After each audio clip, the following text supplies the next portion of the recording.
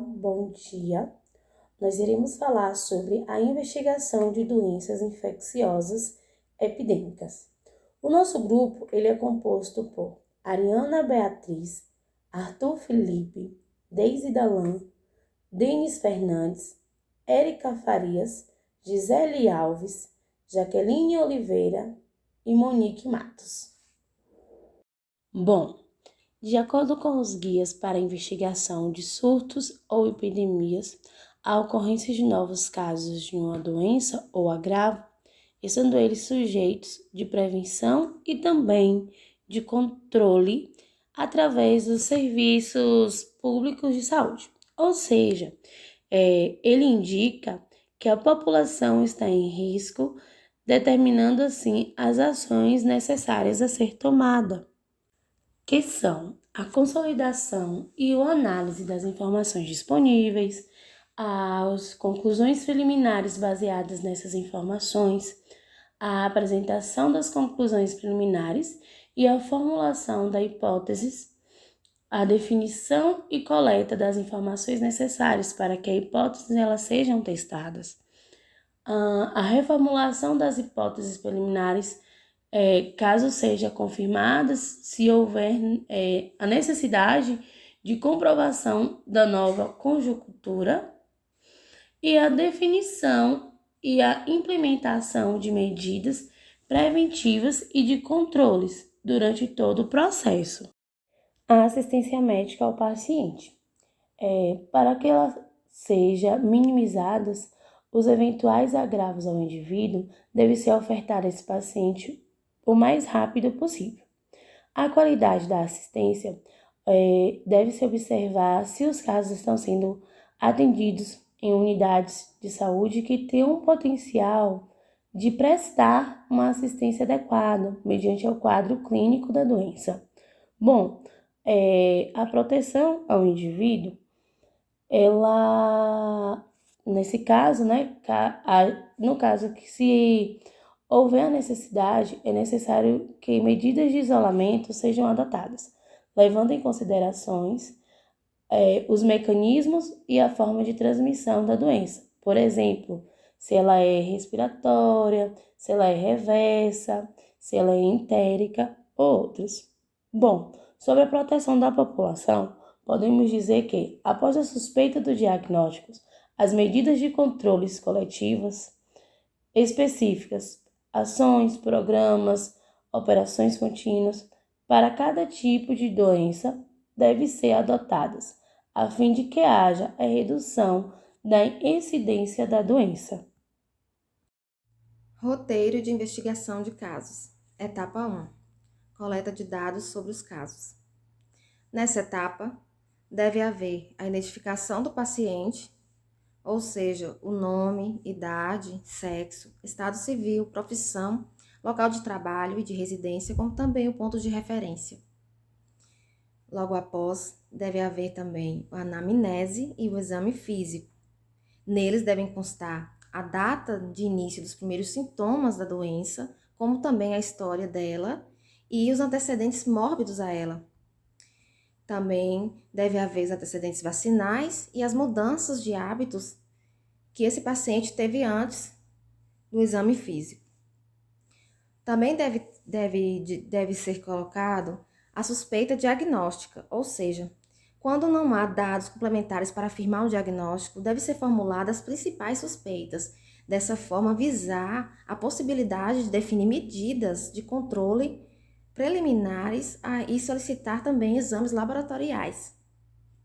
Deve-se formular também sobre o meio ambiente que vive esse paciente, ou seja, dependendo do tipo de doença investigada, por exemplo, se a suspeita dessa doença for hídrica, vai ser essencial colher informações sobre o sistema de abastecimento e o tratamento de água, bem como também o destino dos resíduos líquidos e sólidos e o lixo também.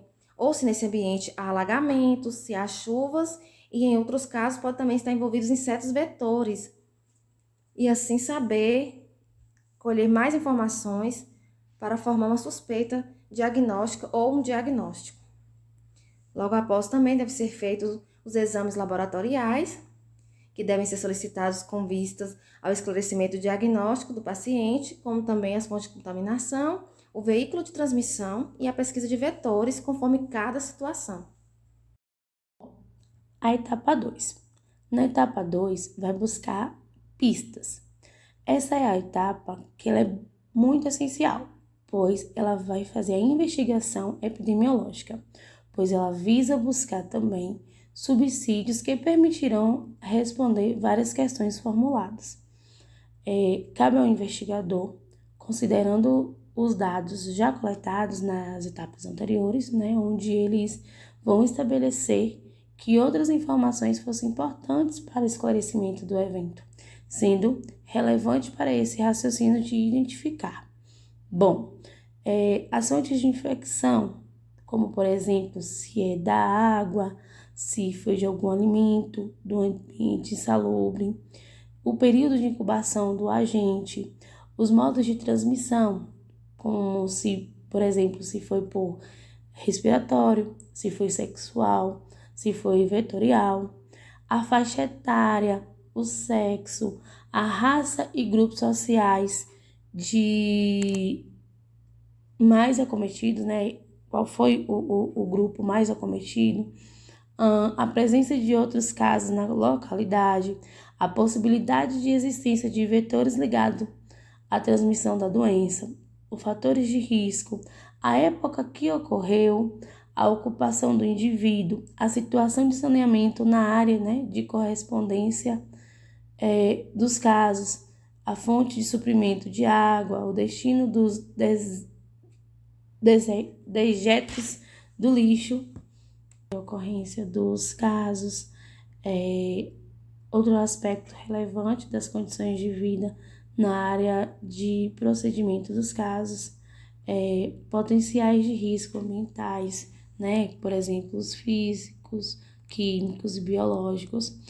E essas equipes, elas devem ser acionadas para a troca de informações e complementações de dados a serem utilizados para análises parciais e final, no sentido de permitir uma caracterização mais abrangente do evento e orientar, né, os passos seguintes da investigação, ou seja, a avaliação dessas e de outras variáveis em seu conjunto fornecerão, né, as pistas que contribuirá para a identificação do problema e a tomada de medidas mais específicas orientadas para o controle. Já na etapa 3, ela vai buscar ativas de casos. Bom, o propósito dessa etapa é identificar casos adicionais, né, secundários ou não, ainda não notificados, ou aqueles oligossintomáticos, né? Oligossintomáticos são vários sintomas que não buscaram a atenção médica. Tem como finalidade, né? Tratar adequadamente esses casos, determinar a magnitude e a extensão do evento, ampliar o aspecto das medidas de controle. É importante salientar que a busca desses casos pode ser apenas em um domicílio, rua ou bairro a ser realizada em todas as unidades de saúde, centros, postos de saúde, consultórios clínicos privados, hospitais, laboratórios e outros, ou ainda ultrapassar as barreiras geográficas de acordo com as ocorrências migratórias ou características da transmissão. Etapa 4. Processamento e análise dos dados. Na medida em que se for dispondo novos dados, novas informações, deve-se sempre proceder às análises parciais e dessa forma vai definir o que passo seguinte será feito até a conclusão dessa investigação e obter as medidas de controle que tenham se mostrado efetivas. A consolidação, análise e interpretação dos dados disponíveis, elas devem considerar as características de pessoa, tempo, lugar e aspectos clínicos e epidemiológicos, para assim formular hipóteses quanto ao diagnóstico clínico, como também a fonte de transmissão, aos potenciais riscos ambientais e efetivar medidas de controles adotados naquele momento. Porém, quando a investigação não se referir a casos isolados, os dados colhidos deverão ser consolidados em tabelas ou em gráficos e até em mapas de áreas de estudo, com fluxos de pacientes e outros. Assim, essa disposição fornecerá uma visão global do evento e assim vai permitir a avaliação de acordo com as variáveis do tempo, do espaço e pessoas, quando, onde e quem. Assim, vai ser possível a relação causal do porquê que aconteceu e deverá ser, sim, comparada a informação referente aos períodos semelhantes de anos anteriores. Etapa 5. Encerramento de casos. Nessa etapa da investigação, as fichas epidemiológicas de cada caso devem ser analisadas. Tudo isso visando definir qual critério. Dentre esses critérios são critério clínico epidemiológico laboratorial, clínico laboratorial e clínico epidemiológico. Tudo isso com a intenção de saber qual será empregado para o diagnóstico final, considerando assim as definições de casos específicos para cada doença e de acordo com as instruções constantes neste guia. A etapa 6 é a última etapa, a etapa do relatório final. Os dados da investigação ela deve ser bem resumida, né, em um relatório que inclua a descrição do evento, todas as etapas que já foram investigadas, destacando, né, a causa da ocorrência, indicando, inclusive, se houve falhas da vigilância epidemiológica ou dos serviços de saúde e quais providências foram adotadas para essa correção. Se as medidas de prevenção implementadas em curto prazo estão sendo executadas, descrição das orientações e recomendações de médio e longo prazos a serem instituídos tanto pela área de saúde quanto outros setores, o alerta às autoridades de saúde dos níveis hierárquicos superiores nas situações que coloquem sob risco outros espaços geopolíticos. Bom, em situação de eventos inusitados, após a coleta de dados dos primeiros casos, deve-se padronizar o conjunto de manifestações clínicas e evidências epidemiológicas, definindo-se o que será considerado como um caso. Um exemplo, né, do formulário padronizado pelo Sinal.